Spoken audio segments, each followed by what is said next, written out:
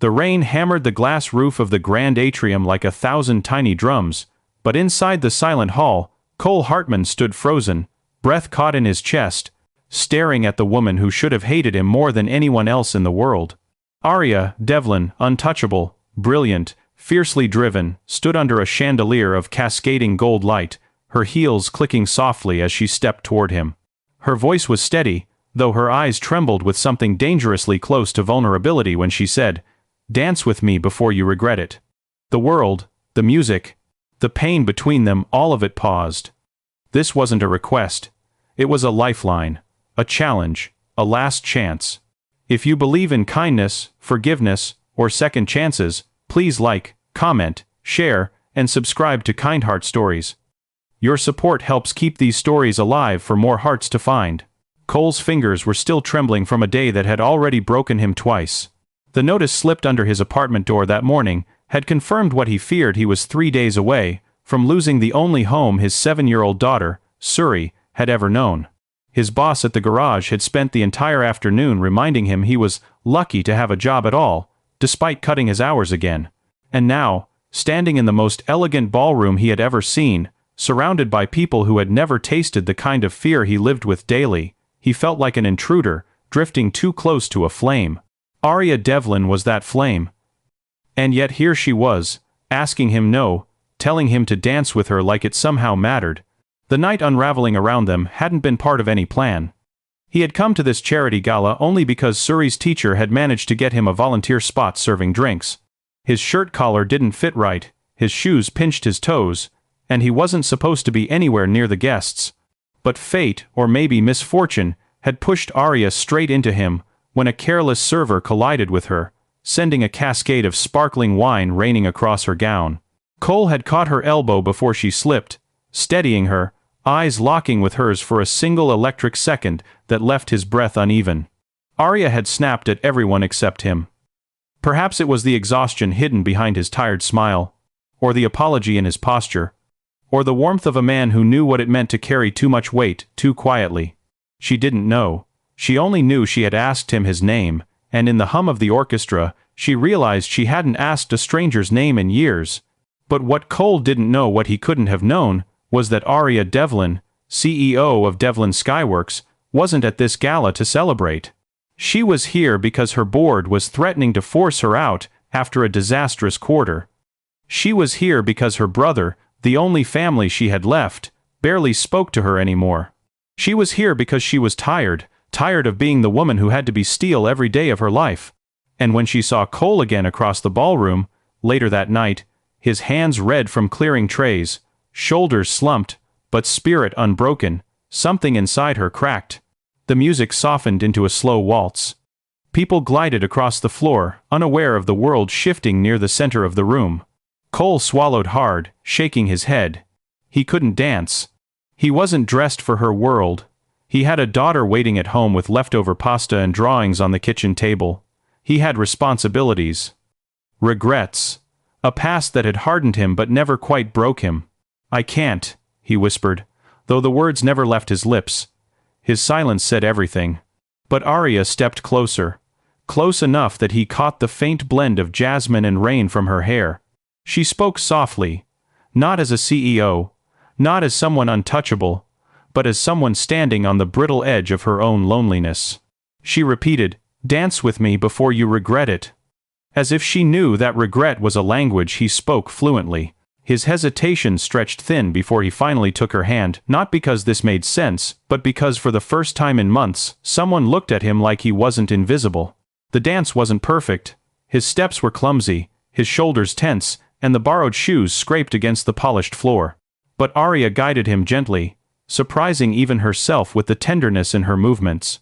His hand at her waist felt hesitant, respectful, almost fearful of crossing a line that wasn't his to cross. Yet, in that imperfect waltz, something easier than words filled the air, a shared understanding of two exhausted souls, pretending, just for a moment, that life was not so heavy. As they moved, the past pressed against them, silent but undeniable. Cole had been a widowed father since Suri was 2, raising her alone while juggling bills, jobs, and the grief that never left his bones. Aria had clawed her way to the top of a world that didn't want her there, sacrificing relationships, rest, and her own softness to earn her place. Somewhere in the space between them, as the dance deepened, their wounds recognized each other. When the song ended, Aria did not let go right away.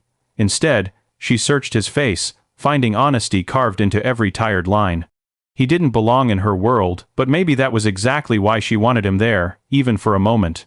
She drew a breath, ready to say something, but a stern voice behind them interrupted sharply. Cole flinched as her finance director barked that staff were not allowed on the dance floor.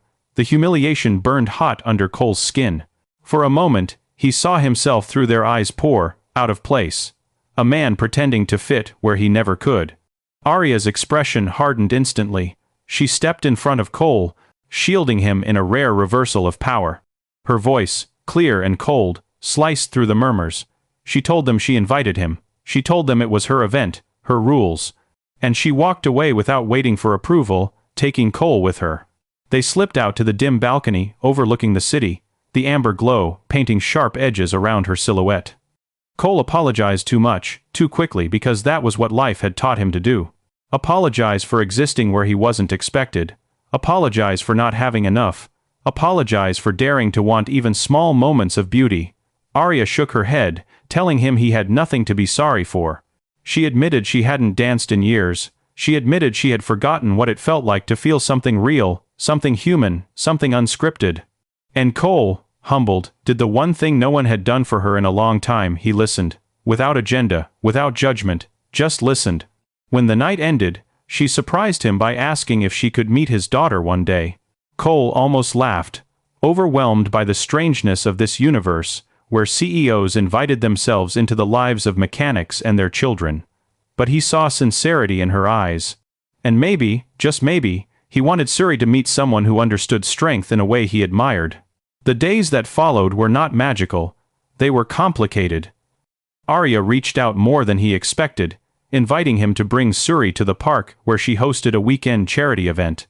Suri, bold and bright, clung to Aria immediately, offering her a crayon drawing within minutes, as if she sensed the loneliness shadowing the woman's smile. Cole watched Aria soften in a way he suspected she rarely allowed. She even sat on the grass rumpling her designer clothes to let Suri braid her hair with pink plastic clips. It was absurd. It was beautiful. It was something both Cole and Aria desperately needed, more than either of them knew how to admit. But the world does not let two broken people heal without testing them. Aria's board launched a formal challenge against her leadership, threatening to remove her. Rumors spread, headlines sharpened, every weakness was magnified. Cole offered support, but he wasn't sure his words mattered in a world he didn't understand.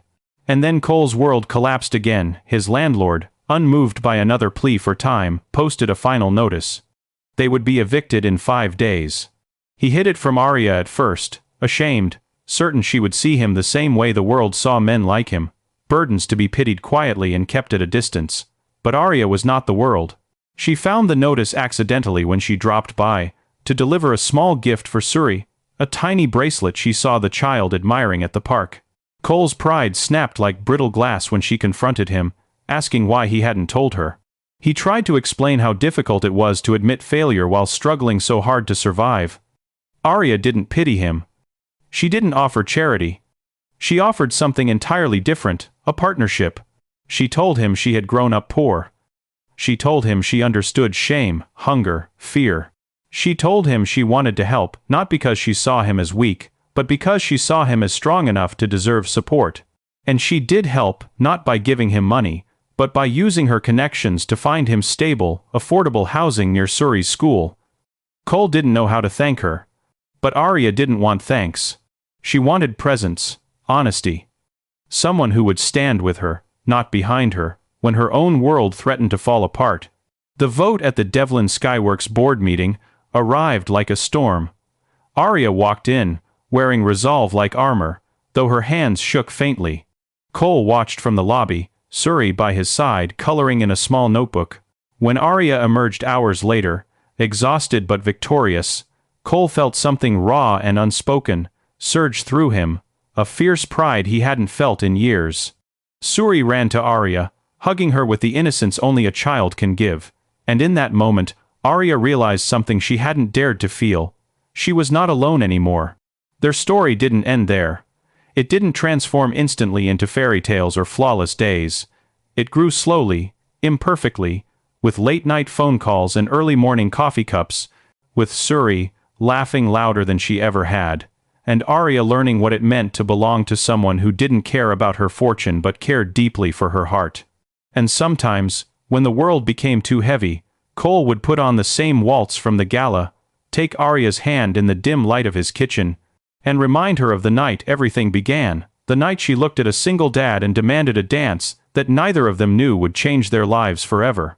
If this story touched your heart, please like, comment, share, and subscribe to Kind Heart Stories. Your engagement helps us create more stories that comfort, inspire, and bring light to someone's day. Special request: drop a comment telling us which moment moved you the most.